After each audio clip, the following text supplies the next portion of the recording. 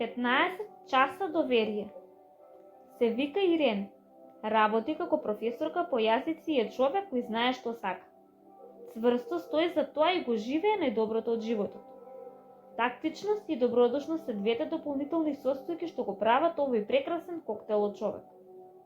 Ми се јави и ме замоли да дојдем до Верија, во северниот дел на Грција, за да зборувам со наставниците и родителите во локалното основно училиште за новиот предмет што го осмислив.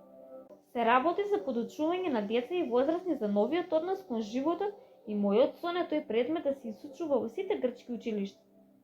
Во мигот кога стапна во дворот на училиштето, бев чудоневиден.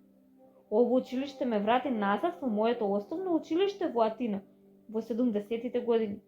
Географски карти на зидот, сино-бели училишни униформи, чешмички покрај зидовите и деца кои играат брканица во ходниците. Како веќе да сум го доживеал тоа во некој минат живот. Но сепак се случуваше во овој живот. Единствената разлика беше Лефтерис, насмеаниот директор. Таков директор како што секогаш сум посакувал да имам. Вечерта на презентацијата пристигнаа околу 50 наставници и родители. Имаа стотици причини да останат дома, да го поминат времето со нивните деца, да уживаат со семејствата и да одмараат. Но сепак се одлучиле да го погледнат животот од друга перспектива и на своите ученици и деца да им понудат подобро утре. 2 часа бевме усогласени. 2 часа ги прелевавме срцата едни во други. Тие учествуваа, прашуваа, се противеа и беа инспирирани. На крај заминаа со насмевки на лицата и прашање во главата. Дали овој волшебен живот на вистина може да постои? Подоцна настојуваа да ме изведат на вечера, на сметка на училиштето, плаќаа од сопствен джеп. Се понудив да платам, но тие беа упорни, а тоа беа луѓе кои во текот на минатите години видно им се намалила платата. Но се уште имаат достоинство. Следното утро мораше порано да заминам, но успеав накратко да ја потсетам градската библиотека во Верија, зашто сум особено горд.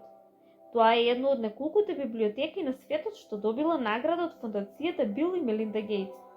Тоа е градската гордост и радост, а 60% од населението за членато во библиотеката. Освен што изнајмува книги и компакт дискови, одржува работилници, семинари, инспиративни настани, театарски перформанси и друго. Има и 3D принтери и студио за снимање. Бев воодушевен. Кога се враќа во Атина, постојано мислев на луѓето кои ги запознавав претходната ден и на страста која што ја имаат за остварување на нивната визија. Вчера вградив мал дел од мојот живот во нивните животи и тие го направија истото. Додека не станавме истомисленици. Најважната лекција не беше тоа што се обидував да ги научам, туку тоа што ме научија тие. Горд сум што живеам во оваа прекрасна земја.